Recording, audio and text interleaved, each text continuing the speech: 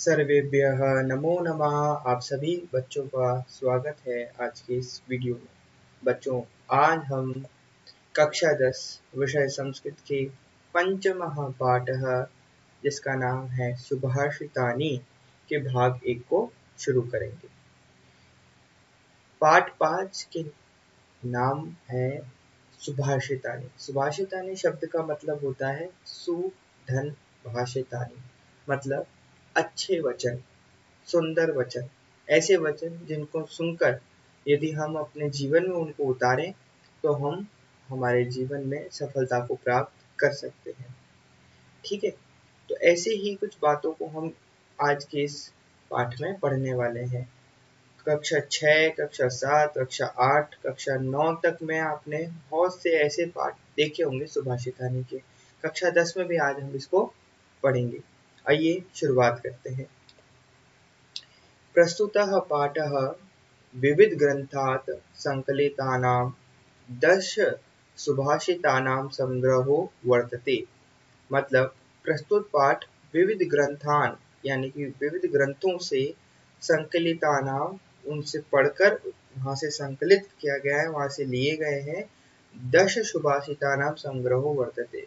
कितने सुभाषित लिए गए हैं, कितने सुंदर वचन लिए गए हैं? 10 सुंदर वचन लिए गए हैं अलग अलग ग्रंथों से। संस्कृत साहित्ये सार्वभौमिकं सत्यं प्रकाशितुम् अर्थगाम्भीर्ययुता पद्यमयी प्रेरणात्मिका रचना सुभाषितमिति कथ्यते। सुभाषितानि किसे कहते हैं?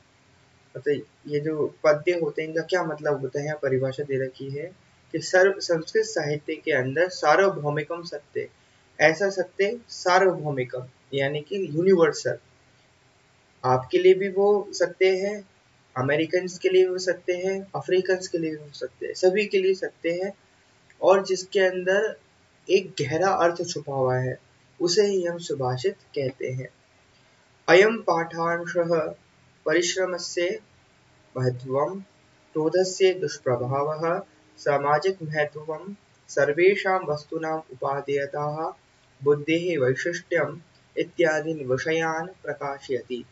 अर्थात अयम पाठांशः, इस पाठ के अंदर परिश्रम से महत्व, परिश्रम का महत्व बताया गया है, हार्ड वर्क का महत्व बताया गया है। क्रोध से दुष्प्रभाव यानी क्रोध का दुष्प्रभाव बताया गया है। यदि आप क्रोध करते हो, गुस्सा करते हो, तो उससे क्या क्या दुष्प्रभाव हो सकते हैं, गलत परिणाम आ सकते हैं, उसके विषय में बताया गया है। सामाजिक महत्व यानी अपने समाज का महत्व बताया गया है। सर्वेषां वस्तूनां उपादेयतः, सभी वस्तुओं की अपनी अपनी एक उपयोगिता होती है। सभी वस्तुएं अपने आप में खास होती हैं। कोई भी वस्तु बेकार की नहीं होती और कोई भी वस्तु बहुत अच्छी नहीं होती। ठीक है, सभी वस्तुओं की अपनी अपनी उपादेयता होती है।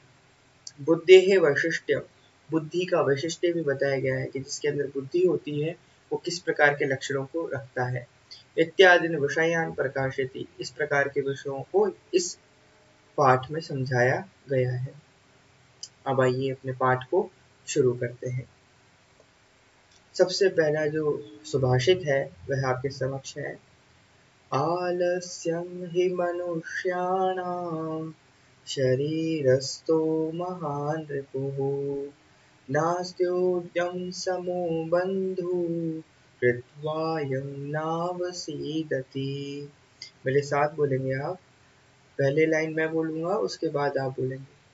आलस्यं हि मनुष्याणां, आलस्यं हि मनुष्याणां शरीरस्थो महान् रिपुः, शरीरस्थो महान् रिपुः, नास्त्योद्यं समो बन्धुः, नास्त्योद्यं समो बन्धुः कृत्वायं नावसीदति, कृत्वायं नावसीदति। ठीक है, आइए इसका अर्थ अन्वय करते हैं सबसे पहले, क्योंकि अन्वय आते हैं आपके इसमें। अन्वय क्या है कि मनुष्याणां शरीरस्थः आलस्यं हि महान् रिपुः अस्ति। मनुष्याणां यानी मनुष्यों के शरीरस्थ, शरीर का, आलस्यं ही, आलस्य ही महान् रिपुः अस्ति, महान रिपुः यानी शत्रु है। उद्यम समः बंधु न अस्ति यम कृत्वा या मनुष्यः न अवसीदति।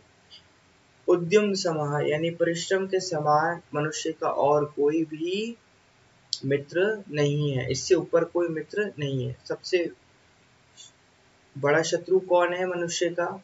हम लोगों का सबसे बड़ा शत्रु कौन है? आलस्य, लेजीनेस, है ना। और सबसे अच्छा दोस्त कौन है? मेहनत, परिश्रम। अगर आप मेहनत करते हो तो आपको जीवन में जो आप चाहते हो वो सब आपको मिलेगा। लेकिन आप आलस करते हो तो जो आपके पास है वो भी आप खो दोगे। ठीक है। आइए इसका हिंदी अनुवाद देखते हैं कि मनुष्यों के शरीर में स्थित आलस्य ही महान यानी बहुत बड़ा शत्रु है।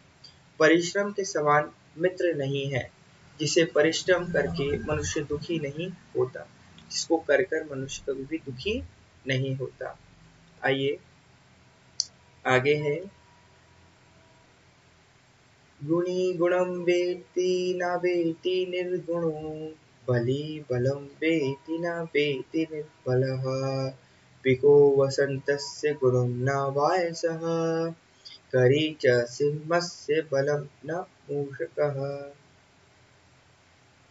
इसको इस प्रकार से भी बोल सकते हैं अपन, गुणी गुणं वेत्ति न वेत्ति निर्गुणो, बली बलं वेत्ति न वेत्ति निर्बलः, पिको वसन्तस्य गुणं न वायसः, करी च सिंहस्य बलं न मूषकः। मेरे साथ बोलेंगे, मेरे पीछे बोलेंगे, गुणी गुणं वेत्ति न वेत्ति निर्गुणो, गुणी गुणं वेत्ति न वेत्ति निर्गुणो, बली बलं वेत्ति न वेत्ति निर्बलः, बली बलं वेत्ति न वेत्ति निर्बलः, पिको वसन्तस्य गुणं न वायसः, पिको वसन्तस्य गुणं न वायसः, करी च सिंहस्य बलं न मूषकः, करी च सिंहस्य बलं न मूषकः। ठीक है। आइए इसका अर्थ देखते हैं। गुणी गुणं वेत्ति, निर्गुणः न वेत्ति, बली बलं वेत्ति, निर्बलं न वेत्ति, वसन्तस्य गुणं पिकः वायसः न, सिंहस्य बलं करी मूषकः न। इसको समझिए कि गुणी गुण जानता है, जो गुणवान व्यक्ति होता है वो गुण को जानता है कि अच्छी बातें क्या होती हैं। निर्गुण गुण नहीं जानता, जो निर्गुणी है, जो अज्ञान है, वो गुण को नहीं जानता है। जैसे बलशाली बल जानता है, निर्बल बल नहीं जानता। वसंत का गुण कोयल जानती है, कौवा नहीं जानता। शेर का बल हाथी जानता है, चूहा नहीं जानता। जो विद्वान होता है ना, वो जानता है कि बल क्या होता है या गुण क्या होते हैं। ठीक है। एक अज्ञान व्यक्ति क्या जाने पढ़ाई का महत्व क्या होता है। ठीक है। वो लोग बोलते हैं अरे पढ़ाई करके तुम कर ही क्या लोगे। नहीं, पढ़ाई करके ही सब कुछ हो पाता है, बिना पढ़े कुछ नहीं होता। मान लो आपने किसी तरीके से इधर उधर शॉर्टकट प्राप्त करके पैसे कमा भी लिए, लेकिन फिर उस पैसे को कहाँ लगाना है, किस तरीके से उपयोग करना है, वो सब आपको पढ़ाई ही सिखाती है। एक सच्ची पढ़ाई आपको एक सच्चा मार्गदर्शन देती है। आइए आगे बढ़ते हैं। तीसरा है, निमित्तम् उद्देश्य हि यः प्रकुप्यति, ध्रुवं स तस्यापगमे प्रसीदति, अकारणद्वेषी मनस्तु यस्य वै, कथं जनस्तं परितोषयिष्यति। निमित्तम् उद्देश्य यः प्रकुप्यति ध्रुवं स तस्यापगमे प्रसीदति। अकारणद्वेषी मनस्तु यस्य वै कथं जनस्तं परितोषयिष्यति। क्या है इसका अर्थ कि जो निमित्त यानी किसी वजह को लक्ष्य कर अधिक क्रोध करता है वह उसकी यानी निमित्त की समाप्ति पर निश्चित ही प्रसन्न होता है, लेकिन जिसका मन अकारण द्वेष करता है या अकारण गुस्सा करता है, मनुष्य उसको या मन को कैसे संतुष्ट करे। इसका अन्वय भी यह है कि यह निमित्तम उद्देश्य प्रकुप्यति सह तस्य अपगमे ध्रुवम प्रसीदति। यस्य मनः कारण द्वेषी जना तम कथम परितोषयति। मतलब मान लीजिए किसी को गुस्सा आ रहा है, अगर वो गुस्सा किसी वजह से आ रहा है, किसी के निमित्त आ रहा है, तो वो जो कारण है, वो जो वजह है, यदि वो खत्म हो जाती है तो अपने आप वह गुस्सा भी क्या हो जाता है, खत्म हो जाता है। लेकिन मान लो ऐसा कोई मनुष्य है जो बिना कारण ही द्वेष कर रहा है, बिना कारण ही जल रहा है, ईर्ष्या कर रहा है, गुस्सा कर रहा है, तो उस मनुष्य को कैसे संतुष्टि मिलेगी। क्योंकि विद्वान बता के गए हैं क्रोध कब खत्म होता है, जब क्रोध का कारण खत्म होता है। अगर कारण ही खत्म नहीं है, कारण ही नहीं है क्रोध का, तो क्रोध कैसे खत्म होगा। तो यहाँ पर यह बताया गया है कि कारण जो होता है वो बड़ा महत्वपूर्ण है। ठीक है, एक मनुष्य को वैसे तो क्रोध करना ही नहीं चाहिए, लेकिन क्रोध भी कब खत्म हो जाता है, जब उसका कारण खत्म हो जाता है। यहाँ क्रोध के विषय में बताया गया है। आइए आगे बढ़ते हैं। उदीरितोऽर्थः पशूनापि गृह्यते हयाश्च नागाश्च हन्ति बोधितः अनुक्तं प्युहति पण्डितो जनाः परञ्ज्ञानफला हि बुद्धयः। उदीरितोऽर्थः पशूनापि गृह्यते हयाश्च नागाश्च वहन्ति बोधितः अनुक्तं प्युहति पण्डितो जनाः परञ्ज्ञानफला हि बुद्धयः। इसका अन्वय देखेंगे कि पशुना अपि उदीरतः अर्थः गृह्यते यदा हयाः नागाः च बोधिताः वहन्ति पंडितः जनाः अनुक्तम अपि ऊहति बुद्धयः परञ्जित ज्ञानफलाः भवन्ति। इसमें बुद्धि के विषय में बताया गया है, बुद्धिमानों के विषय में बताया गया है कि पशु के द्वारा भी कहा गया अर्थ समझ लिया जाता है। अगर किसी पशु को भी हम कहते हैं ना कि भाई ये काम कर लो, तो वो कर लेता है। जैसे घोड़े और हाथी बताए गए भार को ढोते हैं।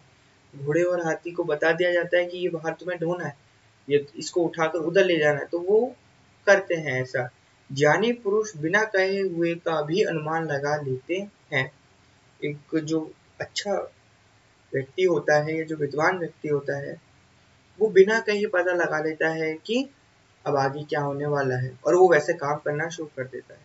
बुद्धियां दूसरों के संकेत से उत्पन्न ज्ञान रूपी फल वाली होती है। बुद्धि क्या होती है, ये आपको ध्यान रखना है। ये आपसे पूछा भी जा सकता है कि बुद्ध्यः परेंगित ज्ञान फलाः भवन्ति। अन्वय की इस पंक्ति को ध्यान में देंगे कि बुद्धयाः परेंगित ज्ञान फलाः भवन्ति। दूसरों के इशारे करने मात्र से ही हम क्रिया करते हैं, और उसके वो क्या चाहता है, उसके मन में वो हमसे क्या करवाना चाहता है, उससे पहले ही अगर हम कर देते हैं ऐसा, तो हम क्या हैं, बुद्धिमान हैं। बोलने से पहले हमने कर लिया, क्योंकि बोलने पर तो जानवर ही कर रहे हैं, है ना। जानवर को अगर बोला जाता है तो वो भी कर रहा है, वो तो फिर मनुष्य और जानवर में अंतर क्या। मनुष्य तो कौन है, मनुष्य तो वह है, बुद्धिमान मनुष्य तो वह है जो बिना बोले ही काम को कर दे। ठीक है, लेकिन इसमें एक जोखिम भी है कि बिना बोले अगर आपने काम कर दिया और वो गलत हो गया, फिर क्या करोगे। इसके लिए क्या करना पड़ता है, अभ्यास करना पड़ता है। जैसे जैसे आप अभ्यास करते हैं वैसे वैसे आपकी बुद्धि जो होती है वो पता लगाने लग जाती है कि क्या सही है और क्या गलत है। आइए, क्रोधो हि शत्रुः प्रथमो नराणां देहस्थितो देहविनाशनाय यथा स्थितः काष्ठगतो हि वह्नि स एव वह्निर्दहते शरीरम्। क्रोधो हि शत्रुः प्रथमो नराणां देहस्थितो देहविनाशनाय यथा स्थितः काष्ठगतो हि वह्निः स एव वह्निर्दहते शरीरम्। अर्थात ही नराणां देह विनाशनाय प्रथमः शत्रुः देह स्थितः क्रोधः अस्ति। हि यथा काष्ठगतः स्थितः वह्निः काष्ठम् एव दहति तथैव स एव शरीरस्य क्रोधः शरीरं दहते। इसका अर्थ यह है कि निश्चय ही मनुष्य के शरीर के विनाश के लिए प्रथम शत्रु शरीर में स्थित क्रोध है, क्योंकि जैसे लकड़ी में स्थित आग लकड़ी को ही जलाती है वैसे ही शरीर में स्थित क्रोध ही शरीर को जला देता है। क्रोध के विषय में बताया गया है, क्रोध नहीं करना चाहिए। मनुष्य का सबसे बड़ा जो शत्रु है वो कौन है, क्रोध है। एक आलस्य है और एक क्रोध है। सबसे पहला शत्रु क्रोध है और आलस्य सबसे बड़ा शत्रु है। ठीक है, ये आपको ध्यान रखना। तो बच्चों, आज के इस वीडियो लेक्चर में हमने 5 सुभाषितों पर चर्चा की है। आने वाले जो 5 आगे के सुभाषित हैं उन पर आगे हम चर्चा करेंगे। यदि वीडियो पसंद आया हो तो वीडियो को लाइक करें और अपने सभी मित्रों के साथ इस वीडियो को साझा करें ताकि उनको भी लाभ प्राप्त हो सके। धन्यवाद।